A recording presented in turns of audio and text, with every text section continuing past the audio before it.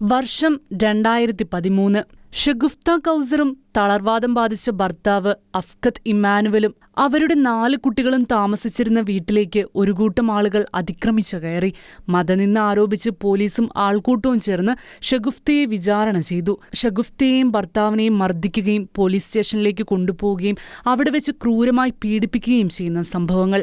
തുടർന്ന് പാകിസ്ഥാൻ ബാർ അസോസിയേഷന്റെ പ്രസിഡന്റിന് മതനിന്ദാപരമായ സന്ദേശം അയച്ചുവെന്നാരോപിച്ച് ഷഗുഫ്തയ്ക്കെതിരെ കേസെടുത്തു.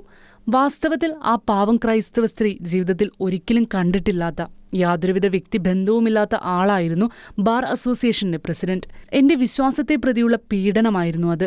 പോലീസ് സ്റ്റേഷനു പുറത്ത് ആ ജനക്കൂട്ടം ആക്രോശിക്കുകയായിരുന്നു. ഷഗുഫ്തയ്ക്കും അഫ്കത്ത് ഇമ്മാനുവലിനും മരണം വിധിക്കുക. Aid to the Church in Need റോമിൽ സംഘടിപ്പിച്ച ലോക മതസ്വാതന്ത്ര്യത്തിന്റെ റിപ്പോർട്ടിന്റെ പ്രകാശന ചടങ്ങിലാണ് തന്റെ സാക്ഷ്യം ഷഗുഫ്ത പങ്കുവച്ചത്.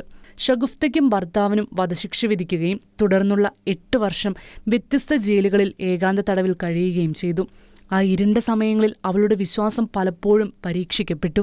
യേശുവിനെ തള്ളിപ്പറഞ്ഞാൽ സ്വാതന്ത്ര്യം നൽകാമെന്ന് പല വാഗ്ദാനങ്ങളുമുണ്ടായി.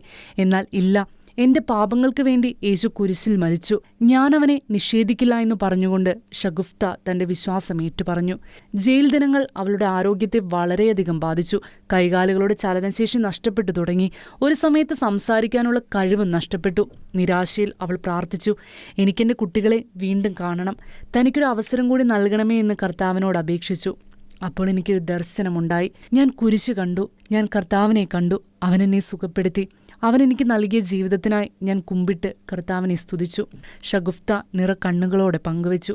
പിന്നീട് നടന്നതെല്ലാം അത്ഭുതാവഹങ്ങളായ കാര്യങ്ങളായിരുന്നു. ഷഗുഫ്തയെ മോചിപ്പിക്കണമെന്നാവശ്യപ്പെട്ട് ഒരു നിവേദനം സമർപ്പിക്കാൻ തീരുമാനമാകുന്നു. ഒരു ദിവസം കൊണ്ട് 16,000 പേർ നിവേദനത്തിൽ ഒപ്പുവെച്ചു. അത് പാകിസ്ഥാൻ എംബസിയിൽ ഏൽപ്പിച്ചു. തുടർന്ന് യൂറോപ്യൻ പാർലമെന്റ് 600-ലധികം വോട്ടുകളോടെ ഒരു പ്രമേയം അംഗീകരിച്ചു. ഷഗുഫ്തയെയും ഭർത്താവിനെയും വിട്ടയച്ചില്ലെങ്കിൽ പാകിസ്ഥാൻ പ്രത്യാഘാതങ്ങൾ നേരിടേണ്ടി വരുമെന്ന് പാർലമെന്റ് മുന്നറിയിപ്പ് നൽകി. താമസിയാതെ ഷഗുഫ്തയും ഭർത്താവും മോചിതരായി. കുട്ടികളുമായി വീണ്ടും ഒന്നിച്ചു. പാകിസ്ഥാൻ സർക്കാർ അവർക്ക് സംരക്ഷണം നൽകി. ഒടുവിൽ രാജ്യം വിട്ടു. ഷഗുഫ്തയും ഭർത്താവും ഇപ്പോൾ സ്വതന്ത്രരാണെങ്കിലും പാകിസ്ഥാനിൽ പീഡനമനുഭവിക്കുന്ന തങ്ങളുടെ സഹോദരങ്ങൾക്കായി അവർ പോരാടുന്നു. റോമിൽ ASEAN സംഘടിപ്പിച്ച പരിപാടിയിൽ ലോക മതസ്വാതന്ത്ര്യ റിപ്പോർട്ടിന്റെ ഔദ്യോഗിക പ്രകാശന വേളയിൽ പീഡനത്തിന്റെ നിരവധി നേർസാക്ഷ്യങ്ങളിൽ ഒന്നായിരുന്നു ഷഗുഫ്തയുടേത്.